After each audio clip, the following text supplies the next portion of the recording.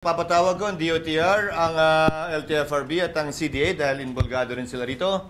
At ang aming usapan, sana magbunga. Hinayaan nila ako magsilbing tulay, daan, ika nga, para yung kanilang mga hinaing ay may parating. Hindi lamang may parating, mahanapan ng solusyon. Dahil sa dinami-dami ng beses nilang nagreklamo at pinarating na ito sa pamahalaan, tila dinidribo lamang sila. At anumang pagkilos protesta na may kinalaman sa anumang uri ng transport strike, masakit din naman ito sa kanila.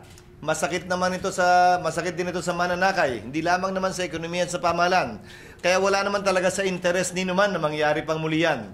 Sana, sa pamamagitan ng pagsisilbi ng Senado bilang daan at tulay sa mga hinaing nila, ay mahanapan namin ang solusyon nito na hindi na kinakailangan pang magkaroon ng anumang uri ng kilos protesta na nakakasakit lamang sa bawat isa sa kanila at mga stakeholders sa transport sector. Nais ko rin balikatin sa ngalan ng grupong ito ang issue kaugnay ng hindi na pagrehistro ng kanilang mga jeep. Ang franchise ay delegated lamang ng Kongreso sa LTFRB. Hindi nila pag-aari ang kapangyarihang ito maliban sa pinasa lamang sa kanila ng Kongreso. At sa paniniwala ko, hindi dapat ginagawa ng LTFRB ito dahil klarong paniniki lamang ito sa isang proyekto na hindi pa naman talaga nila lubusang naaayos at napapatupad.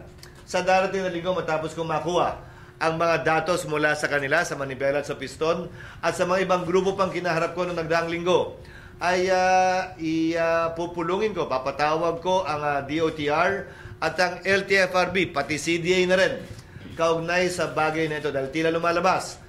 Karamihan o hindi man lahat ng kooperatibang nag-consolidate sa ngalan ng POV modernization ay nalulugi, lugi at nagre-reklamo na at naghihinaing na kung talagang hindi ito umubra dun sa mga nauna na. Bakit natin pipilitin gawin ito dun sa iba pa? Hanggat hindi natin napapakita at napapatunayang uubra ito, huwag natin munang pilitin ito. Yon ang posisyon ng Senado. Dun sa mga gusto, gusto nila tuloy. Hindi naman namin pinipigilan yon. Pero yung ayaw, ulitin ko, dapat akayin, tulungan at kumbinsihin ng pamahalaan. Huwag pilitin.